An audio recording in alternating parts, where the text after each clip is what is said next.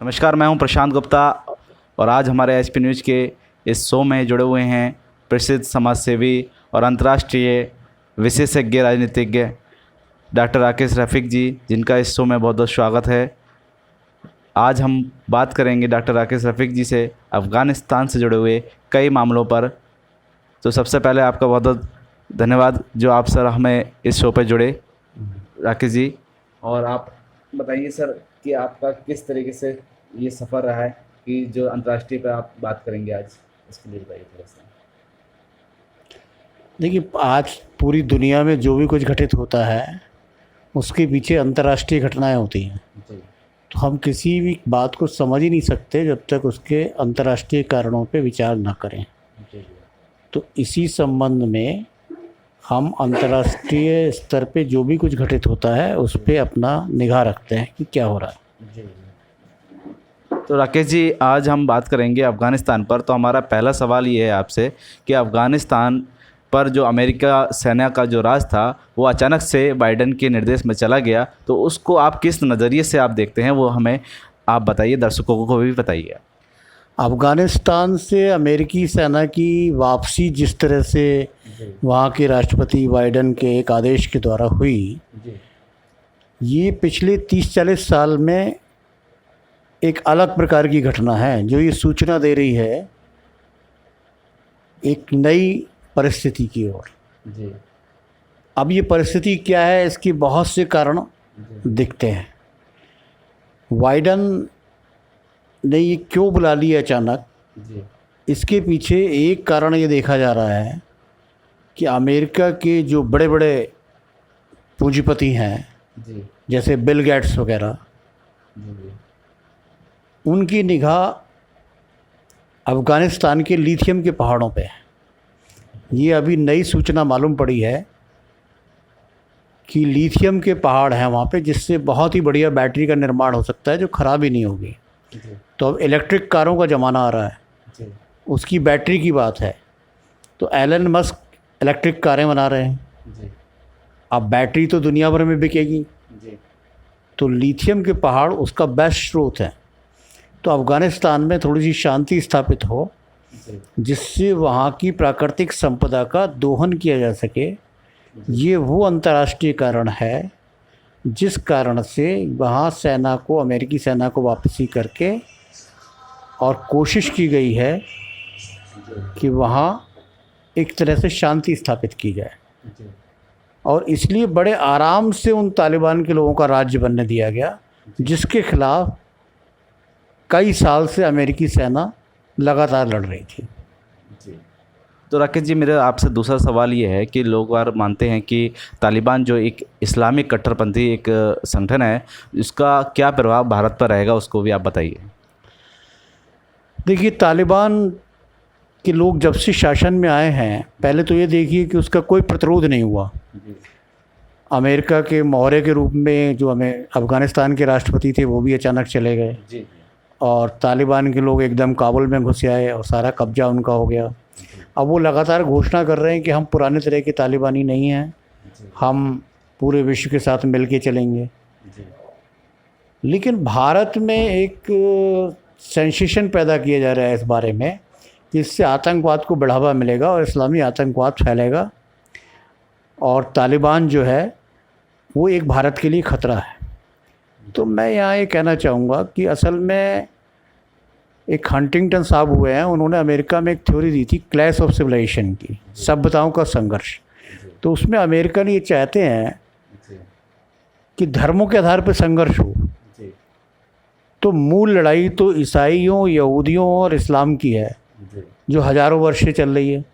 लेकिन अब उस लड़ाई को वो हिंदुस्तान में पैदा करना चाहते हैं, और हिंदुस्तान के हिंदू जो है उससे ईसाई लोग अपने पक्ष में खड़ा करना चाहते हैं मुसलमानों के ख़िलाफ़।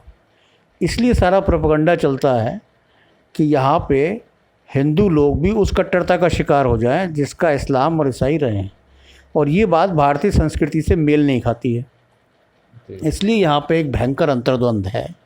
क्या यहाँ पे भी सभ्यताओं का संघर्ष होगा भारत के अंदर? वही हंटिंगटन कहते हैं कि भारत में अगर सभ्यताओं का संघर्ष होगा तो भारत एक विभाजित राष्ट्र बन जाएगा। यानी हम एक राष्ट्र नहीं रहेंगे, विभाजित राष्ट्र हो जाएंगे, या गृह युद्ध हो जाएगा। तो यानी वो एक खतरनाक परिणाम की ओर भारत को ले जाना चाहते हैं। तो उसी के तहत भारत के राजनीतिक नेता उसी उत्तेजना को भारतीय समाज में पैदा करते रहते हैं कि अब तालिबान आ गया, ये हो जाएगा, पाकिस्तान ये आतंकवाद फैला रहा है और ये कर रहा है। जबकि आप गौर से देखो कि आतंकवादियों पे इतने आधुनिक हथियार कहाँ से आते हैं, सिवाय अमेरिका के उन्हें ये हथियार कौन दे सकता है। तो अमेरिका ही उनकी पीठ पे और अमेरिका ही हमारी सरकार की पीठ पे, ये मिला जुला खेल चलता रहता है। तो राकेश जी, आप ये भी बताइए हमें कि जो भारत और अफ़गानिस्तान का जो ऐतिहासिक रिश्ता रहा है वो कैसा रहा है, वो भी आप हमें बताइए ज़रा।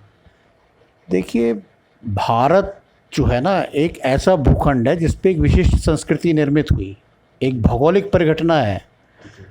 तो भारत की सांस्कृतिक सीमाएं जो हैं वो अफ़गानिस्तान तक थी। तो अफ़गानिस्तान जो है भारत से अलग नहीं है, बल्कि हिंदू कुश पर्वत जो अफ़गानिस्तान में और पाकिस्तान में है, यही भारत की एक सीमा रेखा थी। और इसके पार था ईरान। तो ईरान एक अलग संस्कृति थी और भारत की एक अलग संस्कृति थी। तो अफ़गान लोग हमारे ही हैं, बल्कि ये कहा जाए कि भारत का जो प्राग इतिहास है उसके अनुरूप देखने पे ये साफ़ होता है कि अफ़गानिस्तान का इलाका वो इलाका था जहाँ देव लोग रहते थे, और ईरान से आने वाले जो असुर लोग थे उनसे इन देवताओं का संघर्ष हुआ।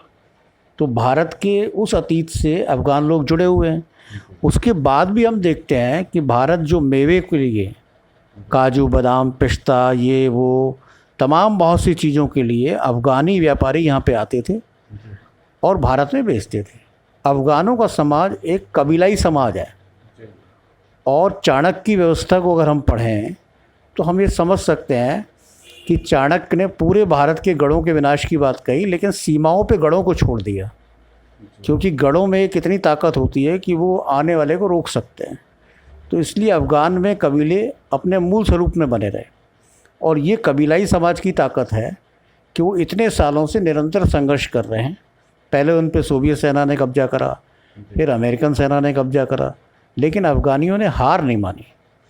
तो हम तालिबान कहें या कुछ कहें, लेकिन हैं तो वो मूल लोग अफ़गानी, और अफ़गानी भी भारतीय हैं।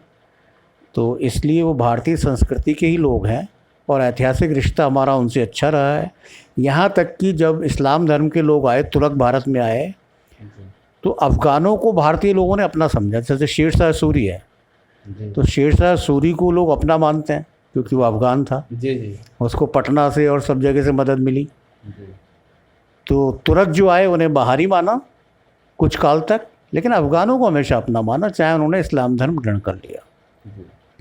तो ये रिश्ता हमारा उनसे हमेशा इतिहास से अभी तक कायम है, और ये रिश्ता इतना गहरा है संस्कृति का कि ये बना ही रहेगा, इसको कोई तोड़ नहीं सकता।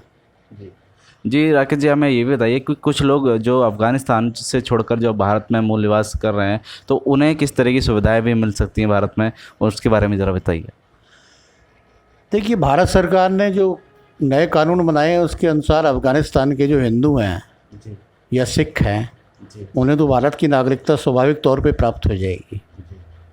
लेकिन इस कानून में जो बात है कि इस्लाम को छोड़ दिया गया, ये क्लैश ऑफ सिविलाइजेशन से ही जुड़ी हुई है। लेकिन अब सवाल ये भी है कि अफ़गानिस्तान में इतने साल तक कैसे जो है ये रिश्ता जो है बना रहा, कि अफ़गानिस्तान में जो यवन आए सबसे पहले वो बौद्ध हो गए। तो बहुत साल तक यहाँ बौद्धों का शासन रहा, और वो यवन हिंदुस्तान पे भी राज करते थे। तो बौद्धों का इस शासन के रूप में भी यवन लोग यहाँ से जुड़े रहे। तो क्या यहाँ मुस्लिम जो अफ़गानी आ रहे हैं उनको क्या वो दिक्कत में रह सकते हैं, ये भी आप बताइए। मुस्लिम जो अफ़गानी आ रहे हैं उसे भारत रखने को तो तैयार है नहीं, और उनका पहला देश जो है वो पाकिस्तान पड़ता है। और तालिबान को भी CIA ने, अमेरिका ने ही ट्रेनिंग दी थी पाकिस्तान में सोवियत संघ के ख़िलाफ़। इस बात को लोग भूल चुके हैं। इसलिए तालिबान के लड़ाके वही लोग हैं जिन्हें अमेरिका ने कट्टर इस्लामिक के तौर पे तैयार करा था लड़ने के लिए सोवियत सेनाओं से। और आज अमेरिका ये शो कर रहा है कि वो उसके ख़िलाफ़ है, लेकिन वास्तव में तालिबान में बहुत से लोग ऐसे होंगे जिनके आज भी सियाही से संबंध हो। लेकिन अंतर्राष्ट्रीय स्तर पे ये बात बदल चुकी है कि अभी चीन भी एक शक्तिशाली देश के रूप में सामने आया है और जो अपना पैसा पाकिस्तान में काफ़ी इन्वेस्ट कर रहा है और अफ़गानिस्तान में भी आगे के लिए वो अपने आधार बनाना चाहता है। और सोवियत संघ भी अफ़गानिस्तान को शुरू से एक क्षेत्र के रूप में सोचता है। तो अमेरिका, अब रूस और चीन जो तीन महाशक्तियां हैं, तीनों महाशक्तियां अब अफ़गानिस्तान में अपना अपना प्रभाव बनाना चाहती हैं। लेकिन उस प्रभाव के लिए अफ़गानिस्तान में एक सरकार ऐसी बनाना चाहती है कि वहाँ आंतरिक अशांति मिट जाए और तीनों के अपने अपने हितों के हिसाब से वो जो चाहें वो हासिल कर सकें। जब कुछ राजनेताओं का कहना है कि ये जो अब ना अगला चुनाव जो होने जा रहा है विधानसभा का, तो वो तालिबानों के नाम पर, अफ़गानिस्तान के नाम पर होगा, तो उस पर क्या भारत पर कोई असर पड़ेगा? देखिए बात ये तो तर्क उन्होंने पकड़ लिया कि तालिबान में कट्टरपंथ आ गया और इस्लामिक कट्टरपंथ हो रहे हैं। लेकिन वास्तव में बात ये है कि बाबरी मस्जिद के बाद से भारत में राजनीति को धर्म के आधार पर केंद्रित करने की कोशिश की गई और भारत में आज दो ही आधार पर राजनीति है, धर्म के आधार पे या जाति के आधार पे। इसके अलावा राजनीति का कोई सामाजिक पहलू नहीं है। तो नियम में और कानून के हिसाब से हम ये धर्म की राजनीति नहीं कर सकते। लेकिन आप देखो कि दिल्ली जैसे छोटे चुनाव में इतने धार्मिक नारे लगाए गए और सरकार ने कोई कार्रवाई नहीं करी और सारी राजनीति धर्म के नाम पे हो रही है। तो इसलिए धर्म के नाम पे एक राजनीति भारत में होती रहेगी। उदाहरण के लिए मैं आपको एक बात बताऊं कि जैसे संभल में आए ये ओवैसी साहब, तो ओवैसी साहब ने आगे कह दिया गाजियों की धरती है। अब ये मुद्दा हो गया। अब गाजी कौन थे? वो धर्म योद्धा थे जिन्हें संभल में राजपूतों ने, कठहर राजपूतों ने और परमार वंश के राजपूतों ने हरा दिया था और उनका कत्लेआम हो गया था। यहाँ से वो वापस चले गए थे। महमूद गजनवी कभी संभल में अपना राष्ट्र स्थापित कर नहीं पाया। लेकिन बाद में जब पृथ्वीराज चौहान को हरा के गौर शासकों का युग आया, कुतुबुद्दीन ऐबक आए, बलबन आए, तो इन्होंने यहाँ पे जब अपनी सत्ता स्थापित की तो इन्होंने उन गाजियों को याद किया, उनकी याद में नेज़े लगवाए जो गाजी यहाँ पे शहीद हो चुके थे। तो ये धरती तो कठहर के लोगों की है ना, यहाँ के मूल निवासियों की है ना, उनकी नहीं है। लेकिन अब ये मुद्दा संभल में बना दिया गया। तो ये मुद्दा इसीलिए बना दिया गया कि हिंदू मुसलमान आपस में विभाजित होकर सोचें, जो भारत के राष्ट्रीय आंदोलन की परंपरा है एकता की, उससे अलग हो जाएं। तो ये थे हमारे साथ जुड़े हुए समाज सेवी और अंतर्राष्ट्रीय राजनीतिज्ञ डॉक्टर राकेश रफ़ीक जी, जिन्होंने आज अपना कीमती समय देकर हमें उन सारी जानकारियों से अवगत कराया जिनकी जानकारी अभी तक हमें प्राप्त नहीं हो पा रही थी। और आप सभी इस जानकारी को अधिक से अधिक शेयर करें और लोगों तक पहुंचाएं, ताकि ये जानकारी जब लोगों को प्राप्त हो तो हमारे देश में जो पहले से ही आपसी एकता भाईचारा रहा है वो और मजबूती के साथ कायम रहे। इसी के साथ बहुत बहुत धन्यवाद आप सभी का।